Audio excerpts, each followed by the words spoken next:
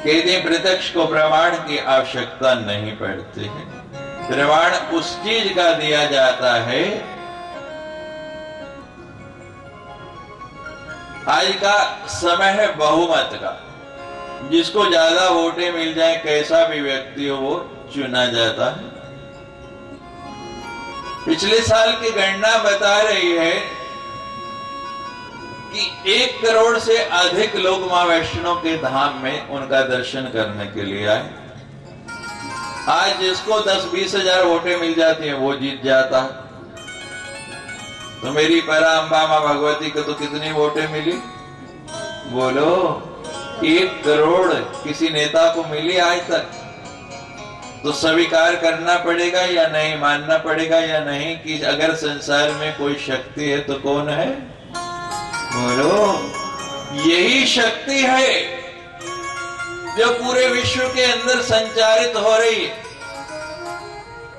शक्ति की आराधना कर लो। जिसने शक्ति की आराधना की, लोग स्वतः उसकी पूजा करने लग पड़े। बड़ा सुंदर ये नवरात्रि का अवसर मिला है आपको, इस अवसर को जाने नहीं दो।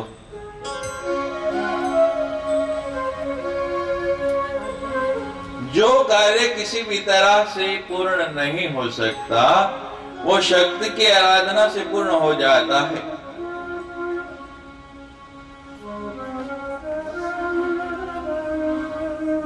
नारद जी एक दिन घूमते घूमते पृथ्वी लोक आ गए और सीधे जनमेजय के पास पहुंच गए।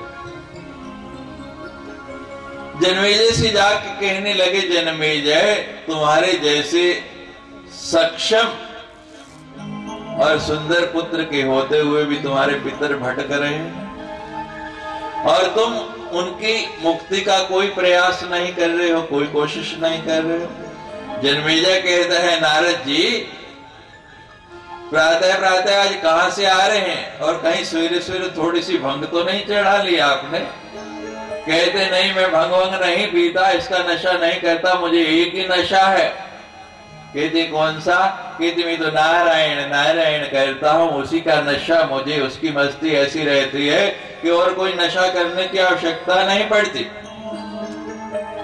लोग हमसे पूछते हैं, स्वामी जी नवरात्रि में इतना श्रम करते हैं, भूखे रहते हैं, आपको थकान नहीं होती, भूख नहीं लगती? मैं कहा नहीं। कहते हैं तो थोड़ी देर नहीं खाए पेट में चूहे कूदते हैं। मैंने कहा आपको ये किसने कहा कि हम नहीं खाते? नहीं कहते हैं हम कुछ नहीं लेते हैं। मैंने कहा नहीं, मैं बहुत कुछ लेता हूँ और जो मैं खाता हूँ वो आपको दिखता नहीं। कहते क्या? मैंने कहा मैं अपनी माँ का नाम खाता हूँ ना, और जो रस और जो स्वाद उसमें है, जो मिठास उसमें है, पूरी भूख मिट जाती है, ऐसी तृप्ति हो जाती है, ऐसा आनंद आ जाता है कि फिर और कुछ खाने को मन करता है। ऐसी महिमा है इस नाम की, ऐसी शक्ति इस नाम के अंदर है। देखिए, शक्ति से बढ़ के कुछ नहीं। शक्ति को अंग्रेजी में कहते हैं पावर। क्या कहते हैं? आपके घर में मोटर लगी हो तो मोटर की पावर होती है 2 हॉर्स पावर की है, 3 हॉर्स पावर की है, 4, यानी इतने अश्व शक्ति की है। शक्ति को अंग्रेजी में कहते हैं पावर। अब आपके घर में पंखा लगा है, एसी लगा है, फ्रिज है, कूलर है, टीवी है, बड़े सुंदर सुंदर आपने वस्तुएं रखी है, साधन रखे हैं, माइक्रोवेव है आजकल के युग का। लेकिन मान लो कि पावर नहीं है तो सारे किसी काम के हैं? कोई उपयोग है उनका? बोलिए, है? तो संसार में ये बात समझ लीजिए, जब इतने महंगे महंगे इतने सुंदर उपकरण पावर के बिना निर्जीव हैं, उसी तरह आपका ये शरीर कितना भी सुंदर है, जब तक शक्ति की आराधना नहीं करेंगे, इस पावर का संचार नहीं होगा, तब तक आप भी बेकार हैं, किसी काम के नहीं हैं। तो नारद जी कहते हैं, भाई मैं तो नारायण का भजन करता हूं, वही पीता हूं, उसी की मस्ती रहती है, दूसरा कुछ लेता नहीं। लेकिन मैं जो कह रहा हूं सत्य है। जन्मेजय कहते हैं नारद जी मैंने तो सुना कि मेरे पितरों ने श्रीमद् भागवत का पारायण किया, उस कथा को सुना और उनकी मुक्ति हो गई। नारद जी कहते हैं नहीं, आप संकल्प करते हैं तो उस समय ब्राह्मण बोलता है कौन सा संवत्सर है, कौन सा कर्ण है, कौन सा युग है, कौन सा नक्षत्र है, कौन सी तिथि है। और वो प्रारंभ में बोलता है अष्टाविंशति, कौन सी चतुर्युगी चल रही है, 28वीं। तो अलग अलग कथाएं हो गई। नारद जी कहते हैं कि जो कथा आप कह रही हो जन्मेजय, वो पदम कल्प की कथा है। पदम कल्प के अनुसार तुम्हारे पिता का मोक्ष हो गया श्रीमद् भागवत सुनने से, लेकिन सारस्वत कल्प के अनुसार तुम्हारे पिता का मोक्ष नहीं हुआ। दोनों अलग अलग कथा है। जैसे रेलगाड़ी की दो पटरियां समांतर चलती हैं लेकिन कभी मिलती नहीं, ऐसे ही श्रीमद् भागवत और श्रीमद् देवी भागवत दोनों पंचम पुराण है, बिल्कुल बराबर चलते हैं। भागवत आपने बहुत बार सुनी, देवी भागवत बहुत कम सुनी। तो जिन्होंने भागवत अधिक सुनी उनको थोड़ी भ्रांति होती है, थोड़ा थोड़ा कथाओं में अंतर है। भागवत के अनुसार मोक्ष हो गया, लेकिन श्रीमद् देवी भागवत के अनुसार मोक्ष नहीं हुआ। जन्मेजय कहते हैं मोक्ष क्यों नहीं हुआ नारद जी बताइए। नारद जी कहते हैं हमारे यहाँ लिखा है कि जिसकी अकाल मृत्यु होती है उसका मोक्ष नहीं होता, उसकी मुक्ति नहीं होती। जन्मेजय कहते महाराज ये अकाल मृत्यु क्या भला है, मैं तो पहली बार सुन रहा हूं। आप लोग भी इनसे भी बहुत से पहली बार सुन रहे होंगे। जब हमने पहली बार 2006 के अंदर परेड ग्राउंड में कथा की और उससे भी पहले 2001 में अप्सरा ग्राउंड में की, तो बहुत से लोग को तो यही नहीं पता था कि श्रीमद् देवी भागवत कोई पुराण भी होता है। और हमें बड़ी हैरानगी हुई कि देवी का प्रदेश और यहाँ लोग इस पुराण की जानकारी नहीं। अब तो बहुत प्रचार हो चुका मां की कृपा से। तो दोनों पंचम पुराण हैं। बता रहे हैं अकाल मृत्यु वो होती है जिसमें इन तीनों में से एक कारण भी हो जाए। पहला कारण बताया ऋषि या ब्राह्मण का श्राप हो। दूसरा कारण नारद जी बताते हैं कि दुर्घटनावश मृत्यु हो, आग में लगने से, जल में डूबने से, एक्सीडेंट होने से, सर्पदंश से, आत्महत्या करने से, ये जो मृत्यु है ये दूसरा कारण है अकाल मृत्यु का। और तीसरा कारण बता दिया। आप सभी जानते हैं कि जब अंतिम समय आता है आप सब क्या करते हैं, जिस प्राणी का अंतिम समय आ गया उसकी शैया भी छुड़वा देते हैं। कहाँ रखते हैं? कहते हैं इसको भूमि पर लेटा दो। कभी विचार किया क्यों लेटाते हैं, कारण क्या? यही कारण है, जब तक भूमि स्पर्श नहीं होगा उसकी मुक्ति नहीं होगी। जन्मेजय ये तीन कारण है, इनमें से कोई एक भी हो जाए तो मुक्ति नहीं होती। और तुम तो जानते हो तुम्हारे पिता की मृत्यु में एक नहीं ये तीनों के तीनों कारण है। ऋषि का श्राप था, उसके गले में मरा हुआ सांप डाल दिया, ऋषि ने श्राप दे दिया। मृत्यु के भय से उस समय अंतरिक्ष में महल में बैठे हुए थे, सर्प ने आके डसा, सर्पदंश हुआ, दुर्घटनावश मृत्यु हुई, दूसरा कारण हो गया। भूमि का स्पर्श नहीं हुआ, ये तीसरा कारण हो गया। अब जन्मेजय कहते हैं नारद जी जब रोग बताया तो उपचार भी बता दीजिए। आपने ये तो बता दिया कि मोक्ष नहीं हुआ, लेकिन होगा कैसे, आप मुझे क्या करना चाहिए वो युक्ति भी बता दीजिए। नारद जी कहते हैं कि एकमात्र कारण है श्रीमद् देवी भागवत का पारायण कराओ, उसकी कथा का श्रवण कराओ, तुम्हारे पिता की मुक्ति हो जाएगी। आपकी तरह ही जन्मेजय ने भी कहा महाराज ये कौन सा पुराण है, मैं तो जानता नहीं, सुना नहीं, मुझे तो उसका नाम भी नहीं पता और इसके वक्ता कौन है। तो नारद जी ने बताया कि पराम्बा आदिशक्तिमां जगदम्बा ने स्वयं अपने मुख से जो आधा श्लोक उच्चारण किया, सर्व खलविदम एवाहम नान्यस्ति सनातनम, कि जो कुछ है वो मैं हूं, मेरे सिवा और कुछ नहीं, दूसरा कुछ है ही नहीं, नान्य अस्ति सनातनम। तो ये बात भगवान विष्णु ने जो आधा श्लोक सुना, मेरे पिता ब्रह्मा जी को सुना दिया, मेरे पिताजी ने वही आधा श्लोक मुझे सुनाया, और मैं जब गया, व्यास जी बहुत व्यतीत थे, 18 पुराणों की रचना कर दी, वेदों का व्यवहार कर दिया, महाभारत जैसा सुंदर ग्रंथ रच दिया, लेकिन मन को शांति नहीं। एक दिन देखा गोरैया के 2 बच्चे आपस में हास परिहास कर रहे हैं। बच्चा पैदा हुआ, कहीं से एक दाना उठा के लाए और उसके मुख के अंदर डाल रहे हैं। ये कैसी ममता है, ये कैसा है, मन में इच्छा हुई, पुत्र हो, संतान हो गई, सुखदेव हो गए, सब कुछ उसको पढ़ा दिया, सारा ज्ञान भी दे दिया, लेकिन मन फिर भी शांत नहीं हो रहा। अब क्या किया जाए, क्या करें? मन बड़ा क्षुब्ध नारद जी से कहा, तो नारद जी कहते हैं, व्यास जी अब एक पुराण मैं आपको सुनाता हूं, उसकी रचना कीजिए, मन शांत हो जाएगा। संसार में सब कुछ मिलना बड़ा सरल है, मकान, गाड़ी मिल जाएगी, संसार की हर वस्तु आपको बड़ी सरलता से मिल सकती है, कोई कठिनाई नहीं, कोई मुश्किल नहीं। मुश्किल है तो एक वस्तु, वो क्या है? बोलो, शांति।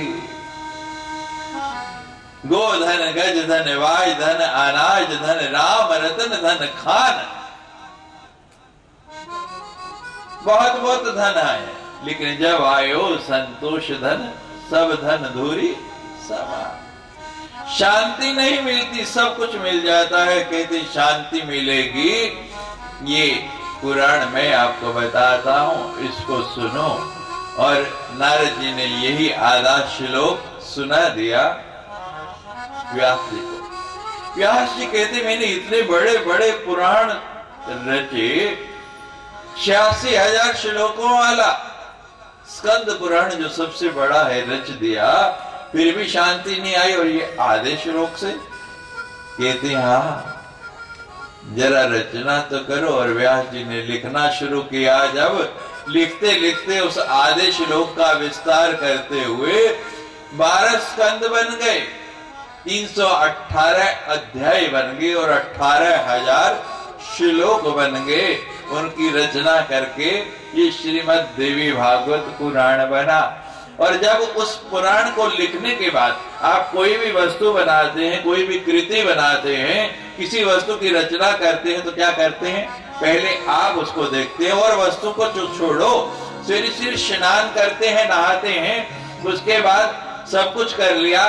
करने के बाद दूसरा कोई आपको बाद में देखता है, पहले आप स्वयं अपने आप को देखते हैं, आईने के सामने जाके खड़े होते हैं कि मैं कैसा लगता हूं।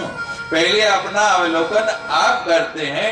तो इसी प्रकार यहाँ भी व्यास जी की इच्छा हुई कि पहले इस पुराण को मैं पढ़ूं, ये कैसा बना है। और जब पढ़ते जाते हैं, आनंद मगन होते जाते हैं और आनंद आता जाता है। और ऐसा आनंद आ गया कि निर्णय कर लिया कि ये पुराण मैंने अब किसी को नहीं पढ़ाना है, यहाँ तक कि अपने पुत्र को भी नहीं पढ़ाया।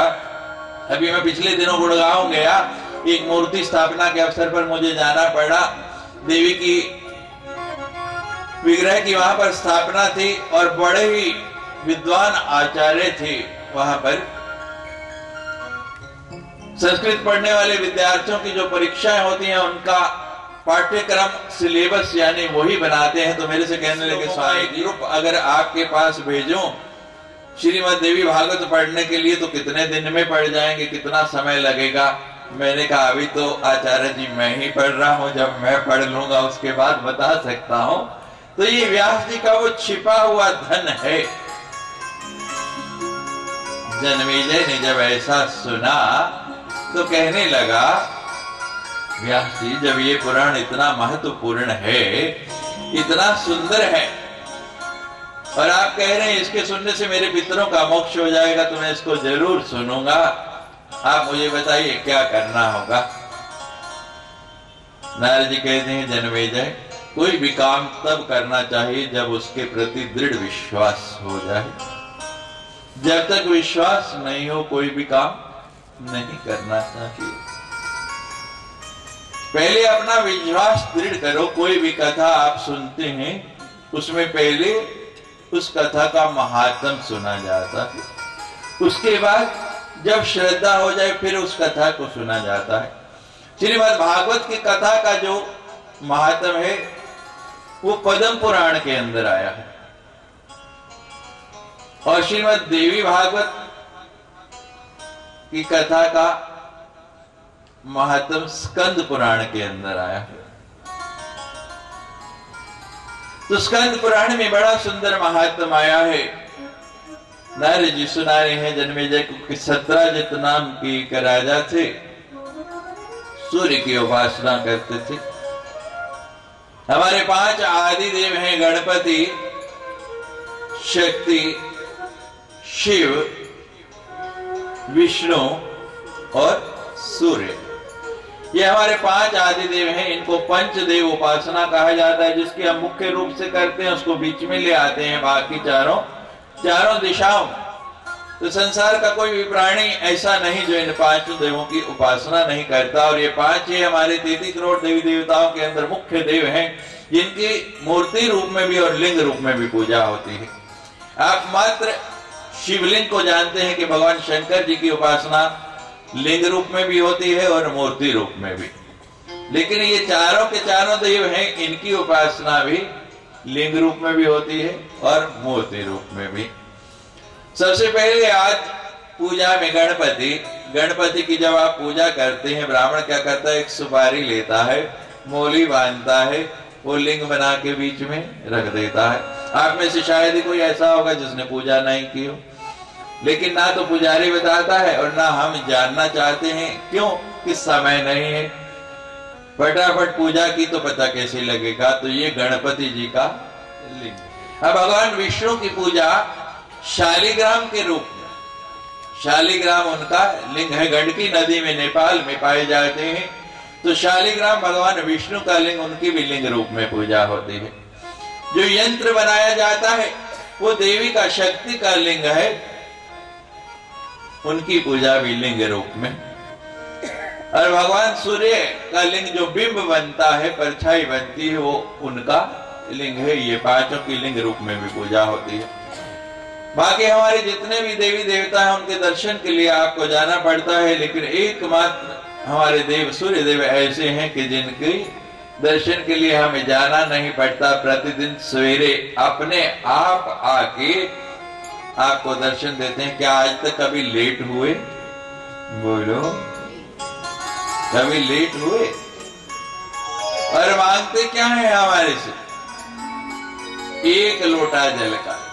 सूर्योदय से पहले उठो, मात्र जल का 1 लोटा लेके चढ़ा दो, इतने से प्रसन्न। जो देव स्वयं आपके घर आए और आपकी कोई भी मनोकामना है सूर्यदेव पूर्ण कर सकते हैं। आप थोड़ी देर के लिए कल्पना करो कि अधिक नहीं, मात्र 1 दिन के लिए अगर विश्व में सूर्य नहीं उगे तो परिणाम क्या होगा? कल्पना कर सकते हैं आप? 1 दिन का जीवन भी दूभर हो जाएगा। नहीं कल्पना हो रही ना? तो हम बताते हैं, हनुमान जी छोटे थे, बाल जैसे, उड़ते हुए पहुंच गए आसमान में। प्रातः काल का सूर्योदय हो रहा, लाल लाल रंग, समझा कि बड़ा सुंदर कोई फल है, पकड़ा और पकड़ के मुंह में डाल लिया। कितनी देर के लिए मुंह में डाला? कुछ क्षणों के लिए। और त्रिलोकी में क्या हो गया? हाहाकार मच गया। सारे देवता परेशान हो गए कि सूर्य नहीं तो क्या होगा। कल्पना करो जरा।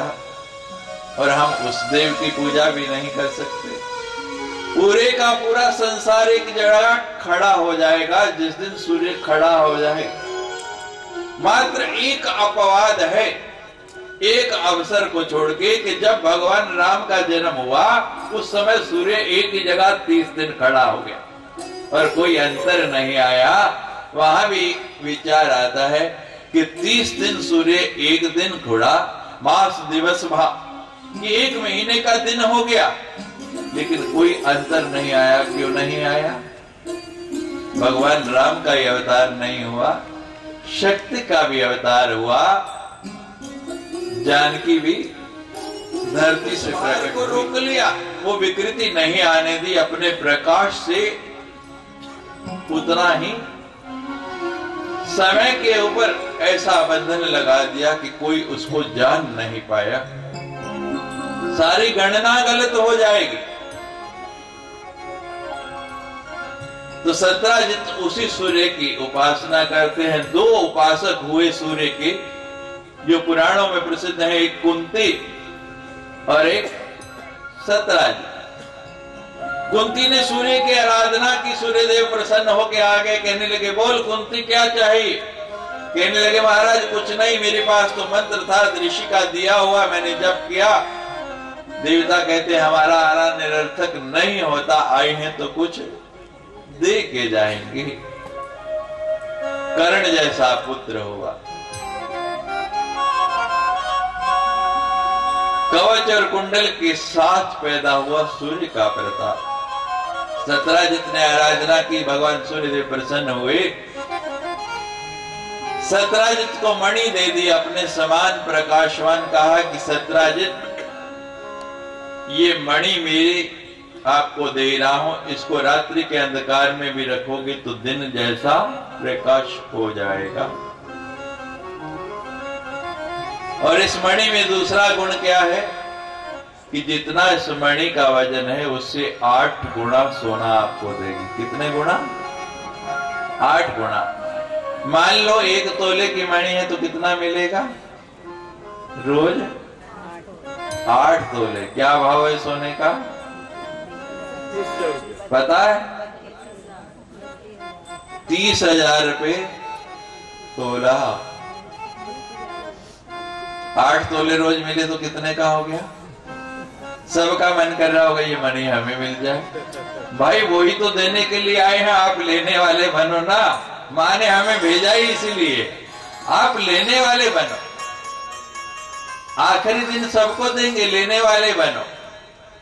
और हमारे पास 1 तोले वाली नहीं, 1 किलो वाली मणि है। यानी कितने किलो सोना रोज मिलेगा? और 100 रुपए इनाम दूंगा जो 1 मिनट के अंदर गणना करके बताए फटाफट कि 1 किलो सोने का मूल्य कितना होगा। कठिन सवाल है। मणि मिल गई, बहुत सोना इकट्ठा कर लिया। एक दिन भगवान कृष्ण घूमते घूमते द्वारका से चले और सत्राजित के पास पहुंच गए। सत्राजित ने बड़ा स्वागत किया, आसन दिया, अर्घ्य दे के, पाद्य दे के, चरण धोए, आसन पे बिठाया। महाराज मैं आपकी क्या सेवा कर सकता हूँ, आप बताइए। भगवान कहने लगे हम तो ऐसे ही तेरे दर्शन के लिए चले आए, आपका बहुत नाम सुना। कहने लगे नहीं महाराज आप आए हैं, कोई तो सेवा बताइए। भगवान कहते नहीं सत्राजित सब कुछ है, हमें कुछ नहीं चाहिए। नहीं भगवान आप मेरे यहाँ आए हैं ना, बताइए कुछ ना कुछ तो लेना ही पड़ेगा। भगवान कहते हमारी तो इच्छा नहीं सत्राजित, लेकिन तो बहुत मजबूर कर रहा है, बहुत कह रहा है, तो चलो हम ले ही लेते हैं। लेकिन बोलो जो हम मांगोगे दोगे? कहती है बिल्कुल दूंगा महाराज, आप कुछ भी मांगिए, कोई ऐसी वस्तु नहीं जो मैं आपको ना दे पाऊं। कहने लगा अच्छा ऐसा, हमने सुना तुम्हारे पास मणि है एक, तो वो मणि हमें दे दो। आप तो सत्राजित कहता महाराज मणि तो मैं नहीं दे पाऊंगा। मणि आपने करने भी क्या भगवान, आपका प्रकाश तो स्वयं बहुत सुंदर है, आप तो श्री कृष्ण चंद्र हैं, पहले श्री लगी है और बाद में चंद्र भी लगा है, तो आपको क्या आवश्यकता? सोना चाहिए तो आप बताइए, जितना सोना चाहिए मैं देने के लिए तैयार हूँ। भगवान कहते ना तो हमें तेरा सोना चाहिए और ना तेरी मणि चाहिए, हम तो तेरे हित के लिए कह रहे थे, तू देना चाहे तेरा भला और ना देना चाहे तेरा भला, हम चलते हैं तेरे कहने से, याचना की नहीं देता। मना कर दिया, भगवान चले गए। कुछ दिन के बाद सत्राजित का एक भाई था छोटा प्रसेन, शिकार के लिए निकला और भाई से कहने लगा भाई साहब मणि दे दीजिए, क्योंकि आपकी मणि से रात को प्रकाश हो जाता है और प्रकाश में जंगली जानवर स्पष्ट दिखते हैं। खूब शिकार करके अधिक से जानवर मार के मैं लाऊंगा और आज बहुत काम हो जाएगा। मणि लेके चला गया जंगल में शिकार के लिए। रात्रि के समय दूर से देखा ऐसा एक बबर शेर चला आ रहा है। बाण चढ़ा के छोड़ा, लेकिन बाण जो है सिंह को छूता हुआ निकल गया, निशाना चूक गया। सिंह ने वहीं से छलांग लगाई और सीधा जाके झपाटा मारा, प्रसेन को खींच के नीचे ले आया, विदीर्ण करके मार डाला। देखा गले के अंदर वो मणि पड़ी, ऐसा प्रकाश, आंखें चंदियारी। सिंह ने उस मणि को भी झपाटा मारा, अपने गले में डाला और चल पड़ा। आगे से ऋक्षराज जामवंत जी आए। सामने शेर के गले में क्या चमकती हुई वस्तु है? जामवंत जी ने आके प्रहार किया और उस मणि को निकाल के शेर को मार के अपने गले में डाला और अपनी गुफा में चले गए। जब देखा कि प्रसेन मारा गया है तो जितने भी साथ में सेवक थे सब के सब इधर उधर भाग गए। बहुत दिन तक प्रसेन नहीं आया, चिंता हुई, क्या बात है, प्रसेन का कोई अता पता नहीं, कहां गायब हो गया, कैसे ढूंढा जाए।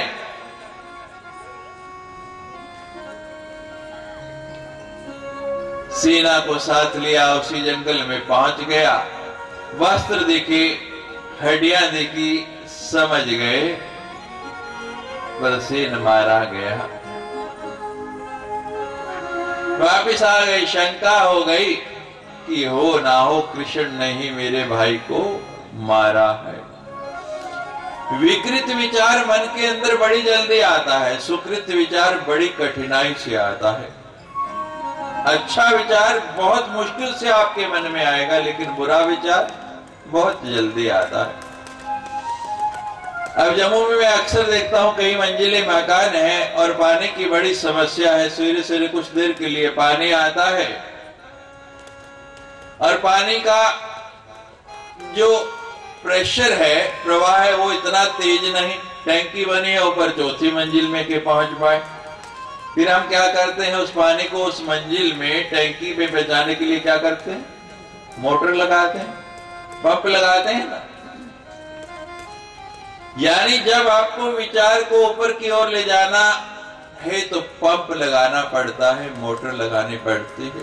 और उसी चौथी मंजिल से नीचे लाना है तो फिर भी कोई मोटर लगानी पड़ती है। फिर तो छोड़ दो, अपने आप आ जाएगा, दौड़ता हुआ चला आएगा।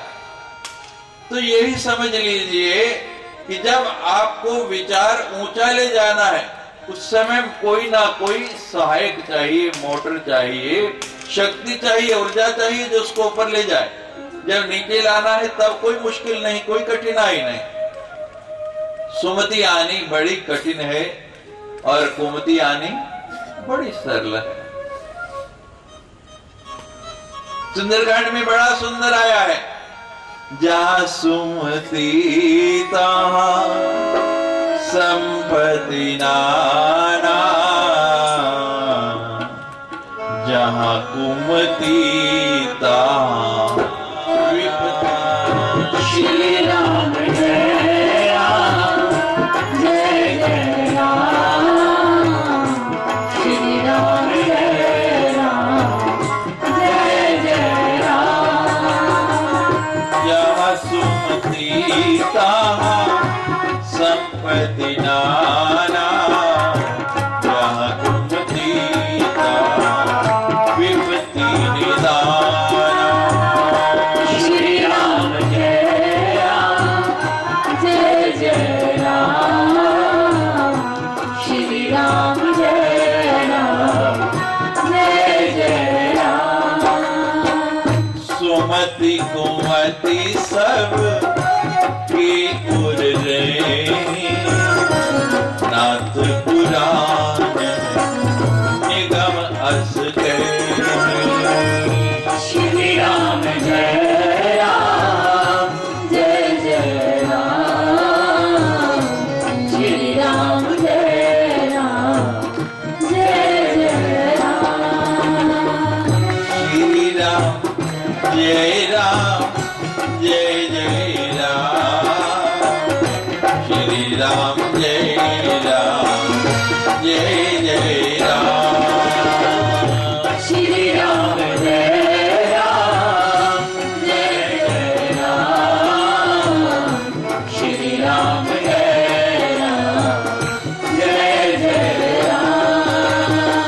श्री राम जय राम जय जय राम श्री राम जय राम जय जय राम श्री राम जय राम जय राम श्री राम जय राम जय जय राम। जहाँ सुमति स्पष्ट लिख दिया कि जहां सुमति है वहां क्या है, संपत्ति नाना, एक प्रकार की नहीं, नाना प्रकार की, अनेक प्रकार की संपत्ति है। और जहां कुमति है वहां संपत्ति नहीं, संपत्ति रहती नहीं, उल्टा क्या आती है, विपत्ति। और विपत्ति भी कैसी, जिसका निदान नहीं हो सकता, जो समाप्त नहीं हो सकती।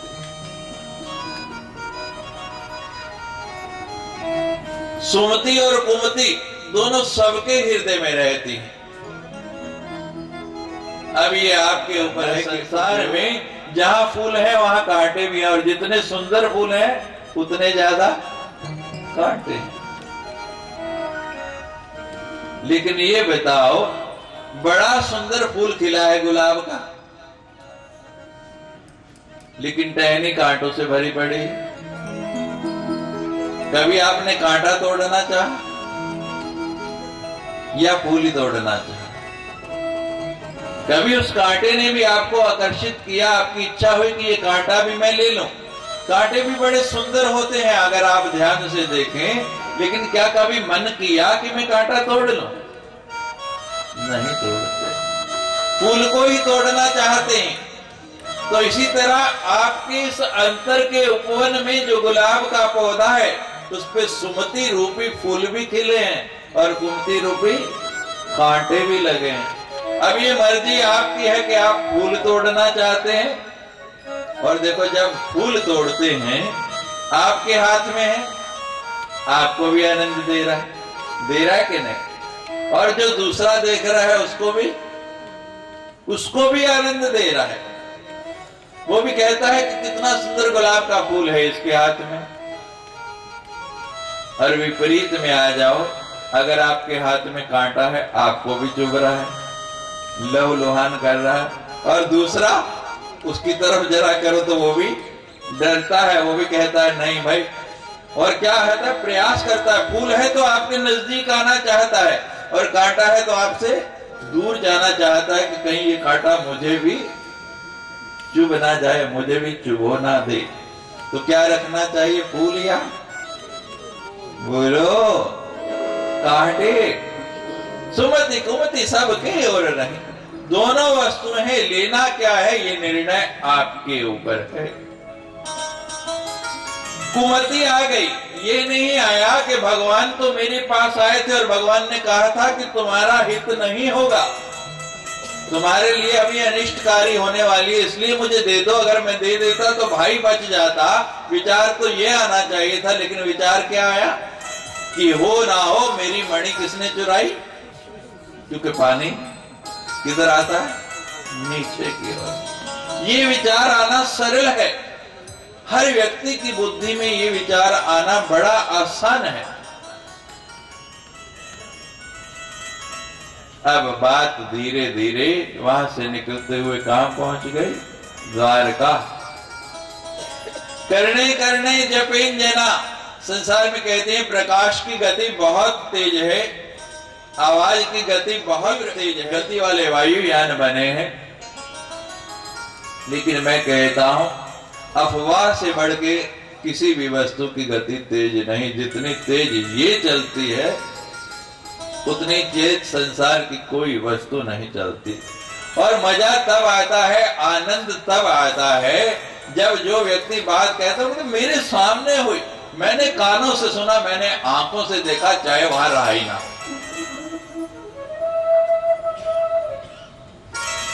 अभी अभी आप यहां से दो व्यक्ति उठ के बाहर शोर मचा दो कि इस कक्ष के अंदर ये घटना हो गई। मान लो एक व्यक्ति सोने के 2-4 सिक्के लेके ऊपर बैठे और वहां से गिरा दे और कोई व्यक्ति बाहर जाके शोर मचा दे, आप देखना 5 मिनट के अंदर पूरे जम्मू के अंदर शोर होगा कि वेद मंदिर के प्रांगण में सोने के सिक्कों की वर्षा हो रही। और 10 मिनट के अंदर पूरे भारतवर्ष में और 15 मिनट में पूरे संसार के अंदर ये बात फैल जाएगी। और प्रमाण मैं देता हूं, जब गणपति जी दूध पी रहे थे, बंबई से शुरू हुआ और मेरे पास पहला टेलीफोन आया रात्रि को 1 बजे और 2 बजते बजते तो चारों तरफ से घंटियां ही बज रही थी। स्वामी जी गणेश जी दूध पी रहे हैं, सत्य है या झूठ है? इससे तेज गति किसी की भी नहीं। और द्वारका में तो ज्यादा दूरी भी नहीं थी, बात भगवान के पास पहुंच गई। भगवान विचार करने लगे, मेरे ऊपर झूठा आरोप लगा है, मिथ्या लांछन लगा, अब इसके लिए मैं क्या करूं? भगवान ने कुछ विश्वास पात्रों को साथ लिया और उस मिथ्या लांछन को मिटाने के लिए चल पड़े वहीं जहां पे प्रसेन मारा गया। ढूंढते ढूंढते उस जंगल में पहुंच गए, जाके देखा प्रसेन के पास शेर के पंजों के निशान नजर आए। उनका पीछा करते करते भगवान गए, थोड़ी दूर जाके वो निशान लुप्त हो गए। देखा ऋक्षराज के पंजों के निशान है, उनका पीछा शुरू कर दिया। थोड़ा और आगे गए तो देखा एक गुफा के पास जाके वो भी निशान समाप्त हो गए। जब देखा वो निशान समाप्त हो गए तो भगवान क्या करते, अब वहां से अपने साथियों से कहने लगे, भाई ये गुफा है और इसके अंदर ही वो ऋक्षराज मणि लेके गए हैं, मैं अंदर जाता हूं, आप बाहर मेरी प्रतीक्षा करो। भगवान अंदर गए और महाराज अंदर गए गए भगवान का पता ही नहीं, कहां है कहां नहीं।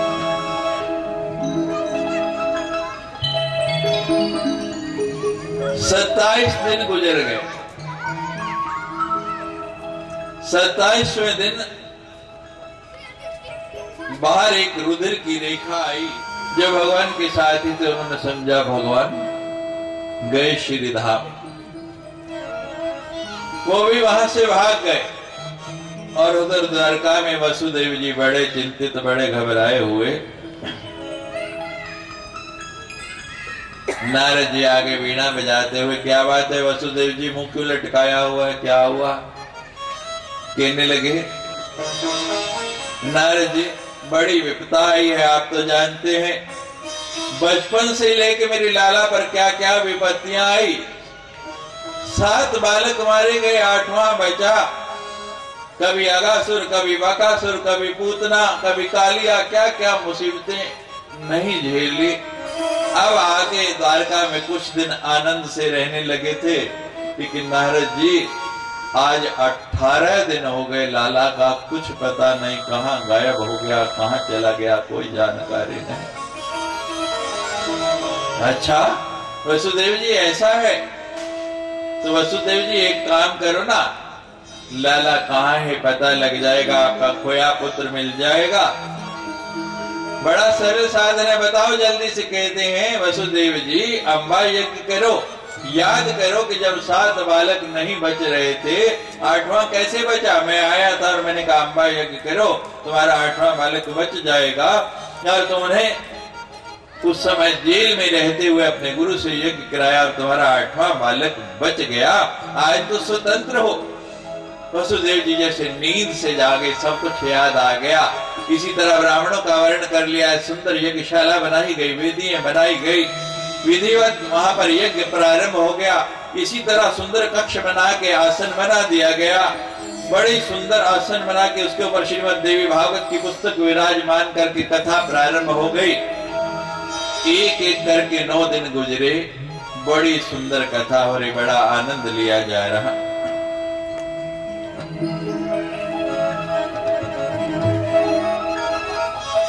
नौवें दिन यज्ञ पूर्ण हुआ। पूर्णाहुति हुई, ब्राह्मणों ने फल हाथ में लिया, आशीर्वाद देने लगे।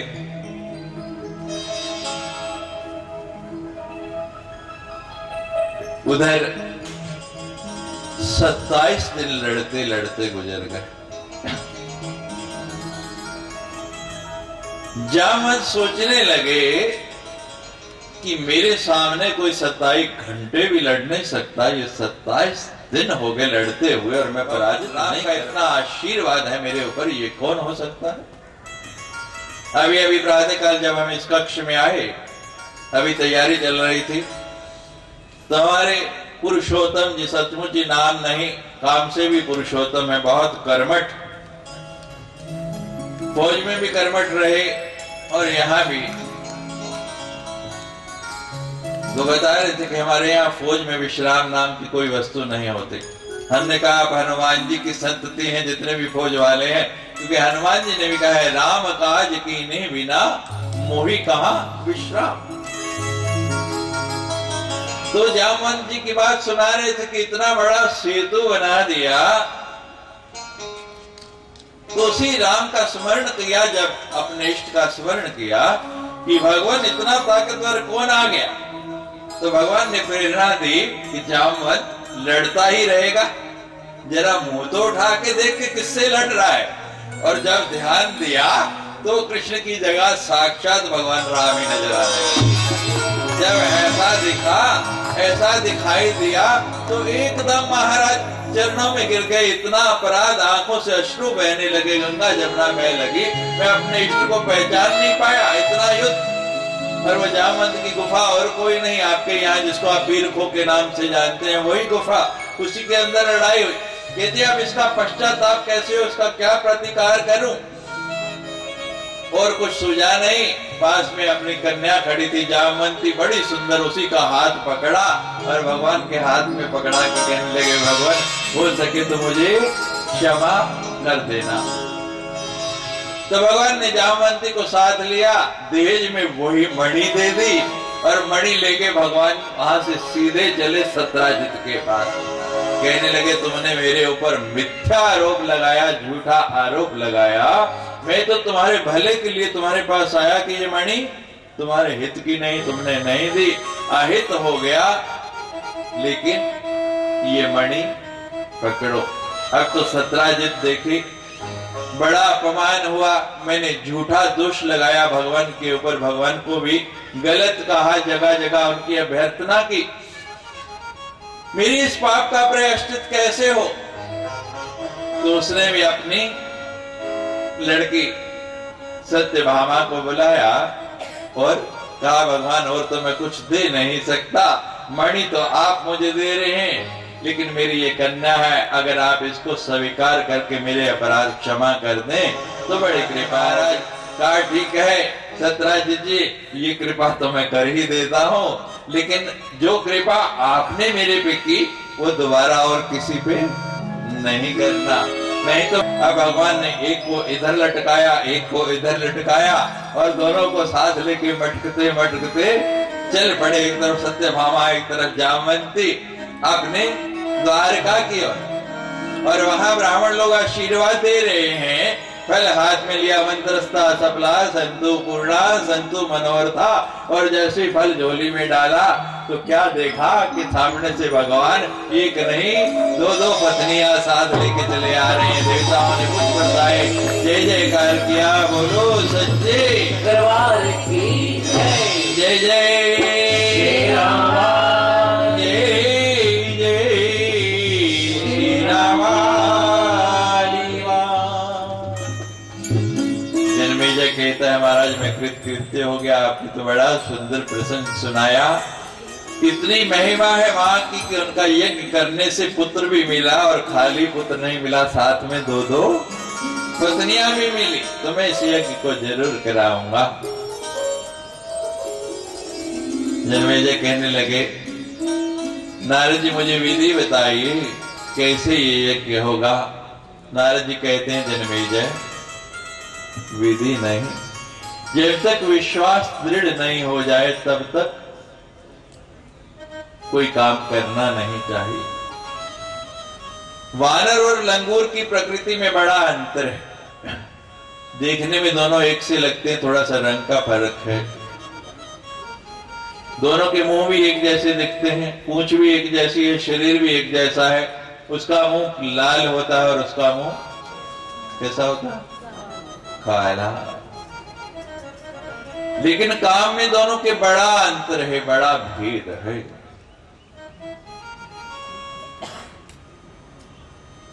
वानर जो है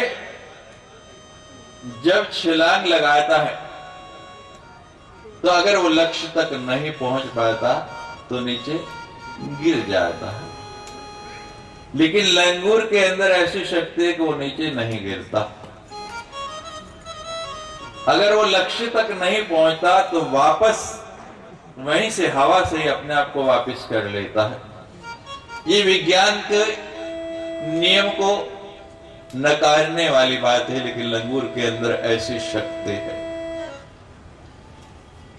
कारण क्या? उसका दृढ़ कहता है कि अगर मैं छलांग लगा के यहां तक आ गया हूं तो वापस भी पहुंच जाऊंगा।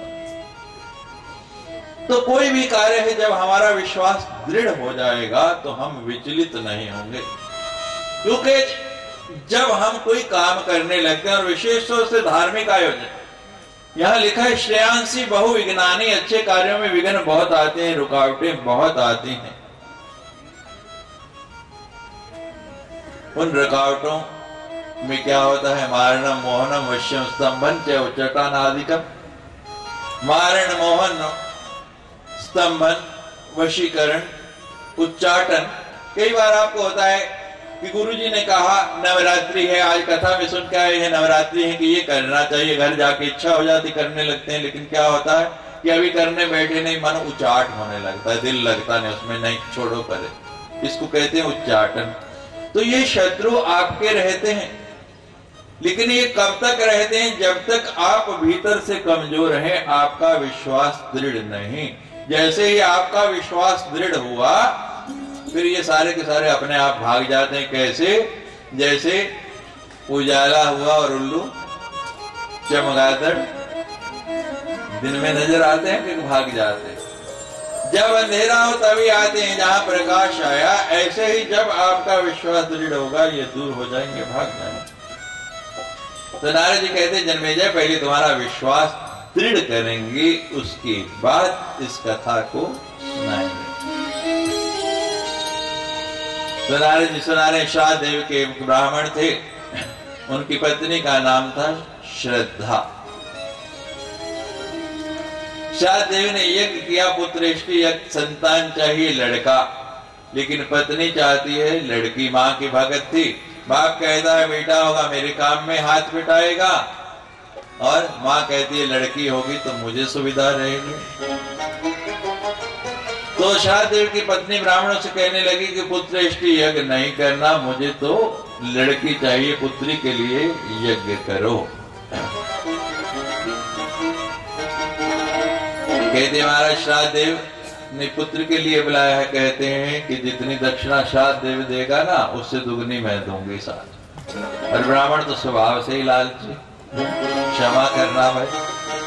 कहते हैं बहुत ज्यादा मिलेगा, ठीक है कर देते हैं। अब यज्ञ हुआ, महाराज संतान जब हुई, जनवासी से समाचार आया कि लड़का नहीं लड़की हुई। शाहदेव ने कहा समाचार सूचना बाहर नहीं आएगी। अपने सदगुरु वशिष्ठ जी को बुलाया, महाराज यज्ञ करवाया था आपने पुत्रेष्टि पुत्र के लिए, लेकिन हुई है पुत्री, आपने ऐसे ब्राह्मण बुलाए। वशिष्ठ जी कहते हैं मैंने तो पुत्रेष्टि यज्ञ कराया, और ब्राह्मण भी बहुत विद्वान ब्राह्मणों को बुलाया गया, तो सारी बात खुल गई कि यजमान पत्नी चाहती है क्या? लड़की, और यजमान चाहता है लड़का। तो जब भी कोई कर्म कांड कराओ, यज्ञ कराओ, तो पहले घर में सुमति बना लो। अभी भी आपको सुनाया, जहां सुमति था। अब एक कुच्चा है और दूसरा कुच्चा है, तो परिणाम क्या होगा? इसलिए पहले घर में सुमति करो अगर अच्छा परिणाम चाहते हैं। और अंग्रेजी के लेखकों ने तो बड़ा सुंदर लिख दिया, चैरिटी बिगिंस एट होम। शुभ कार्य कहां से शुरू होगा? घर से, पहले घर में शुरू करो। कहने लगे महाराज जो होना था वो हो गया, लेकिन आप तो माँ के उपासक के माँ की आराधना करते हैं। वशिष्ठ जी माँ के भक्त थे, माँ की आराधना करते थे और माँ से इतना प्रेम था, कहने लगे कि माँ का नाम मुझे कभी भूले नहीं, विस्मरण नहीं हो, ये नाम सदा मेरे होठों पर रहे, ऐसा साधन हो जाए कुछ।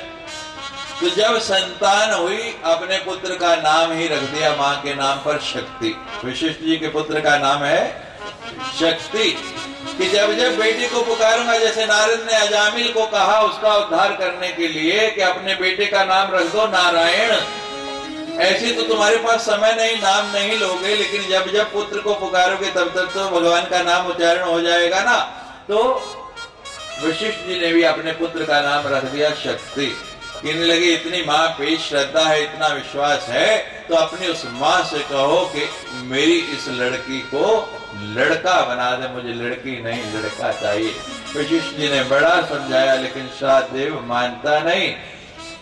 यजमान की जिद के आगे मजबूर होना पड़ा, हाथ में जल लेके संकल्प किया, लड़की से लड़का बन गया।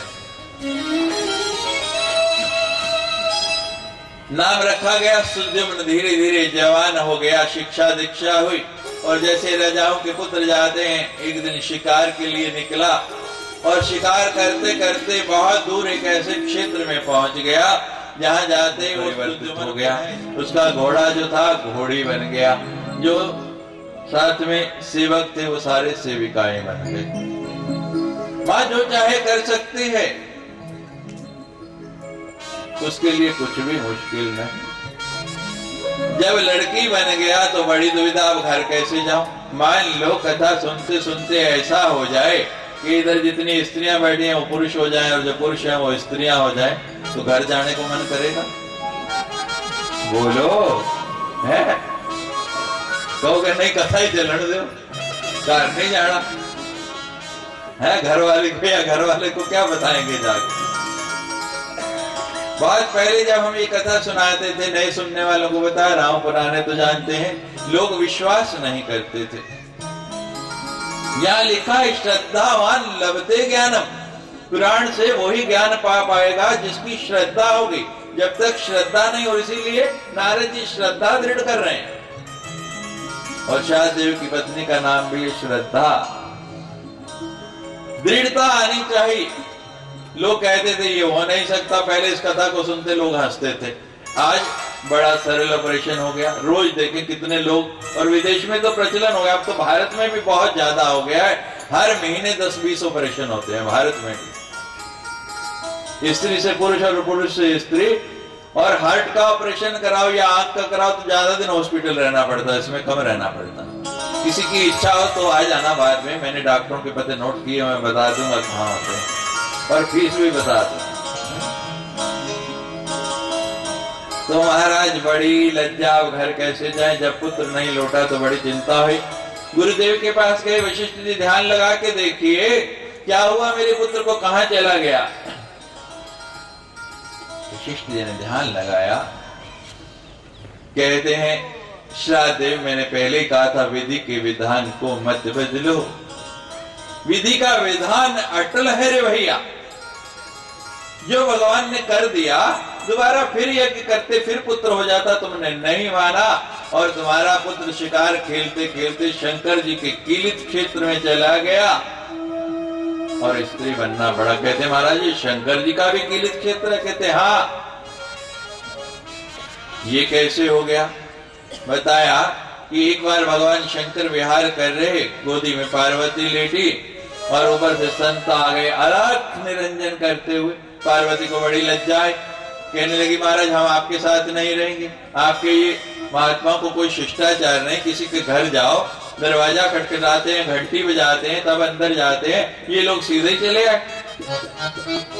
भगवान कहते हैं यहाँ मकान ही नहीं तो दरवाजा कहाँ होगा, घंटी कहाँ होगी? मकान हो तो दरवाजा होगा, दरवाजा होगा तो घंटी होगी। कहते हैं यहाँ तो खुला दरबार है। कभी मेरी माँ का भी खुला दरबार हुआ करता था। चंचल जी की बड़ी पुरानी भेंट है, मोदी गुफा दे द्वारे ने खुले थे बुए कदी, लेकिन श्राइन बोर्ड की कृपा तो वहां भी दरवाजे लग गए। अब तो तीनों गुफाओं के प्राचीन को छोड़ दीजिए, जो नई 3 बनी है उन पे चांदी के द्वार लगे हैं।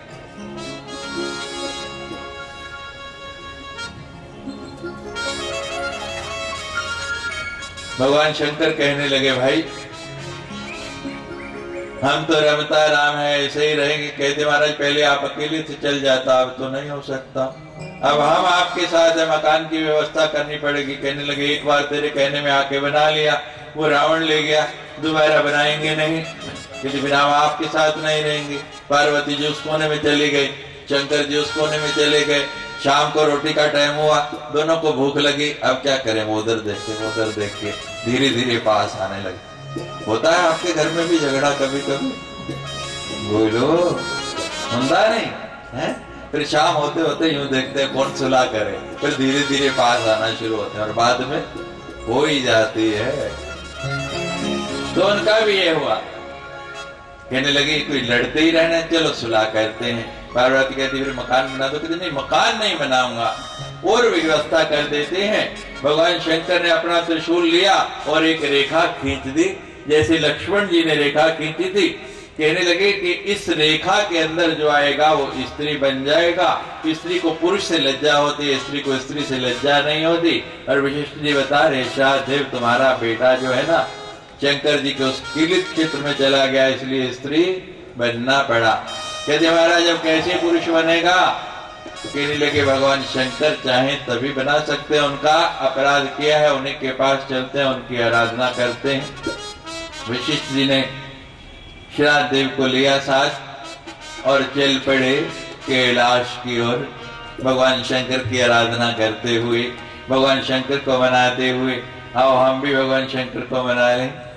हर हर भोले शंकरा, नटराज शंकरा, शशि शेखरा, त्रिपुर हरि ओ। हर हर भोले शंकरा, नटराज शंकरा, शशि शेखरा, ओम हरि ओम, शिव ओम, हरि हरि हरि हरि ओम, ओम हरि ओम, शिव ओम, हरि हरि हरि हरि ओम। ओम नमः शिवाय, ओम नमः शिवाय, ओम नमः शिवाय, ओम नमः शिवाय, ओम नमः शिवाय, ओम नमः शिवाय, ओम नमः शिवाय, ओम नमः शिवाय। चंद्रशेखरा नमः शिवाय, नंदिवाहना नमः शिवाय, चंद्रशेखरा नमः शिवाय, नंदिवाहना नमः शिवाय, नटराज शंकरा, शशि शेखरा, त्रिपुर हरि ओ। हर हर भोले शंकरा, नटराज शंकरा, शशि शेखरा, त्रिपुर हरि ओम हरि ओम, शिव ओम, हरि हरि हरि हरि ओम, ओम हरि ओम, शिव ओम, हरि हरि हरि हरि ओम। ओम नमः शिवाय, ओम नमः शिवाय,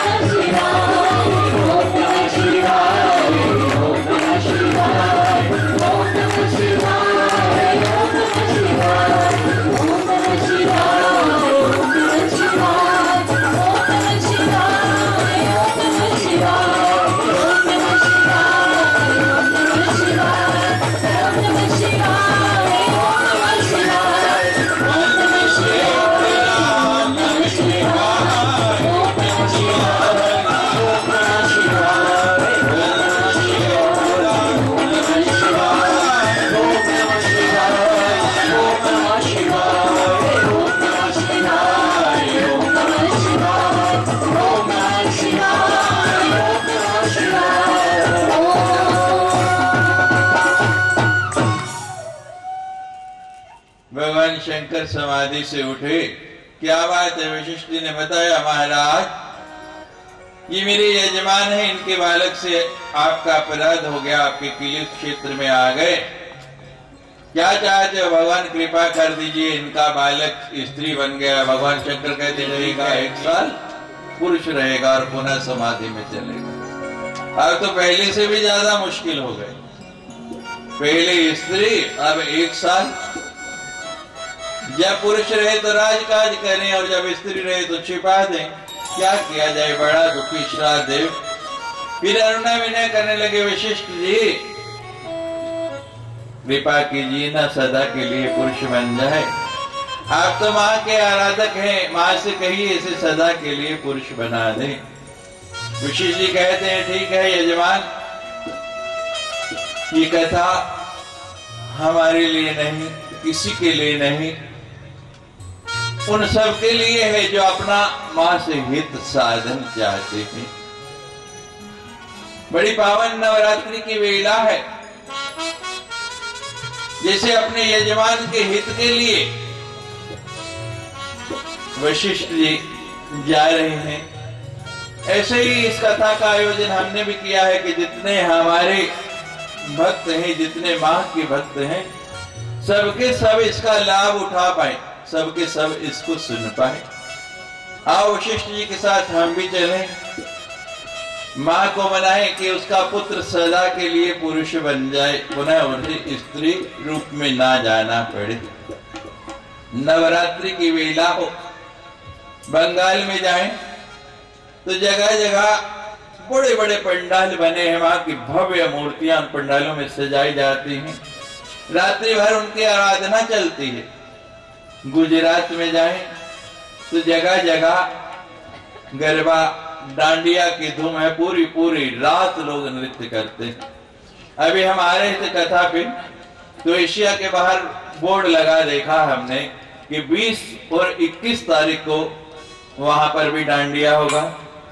तो हमने कहा हम उनसे पीछे क्यों रहे, वशिष्ठ जी को मनाने जाते हुए हम भी गरबा और डांडिया के साथ माँ को प्रसन्न करने के लिए जाते हैं।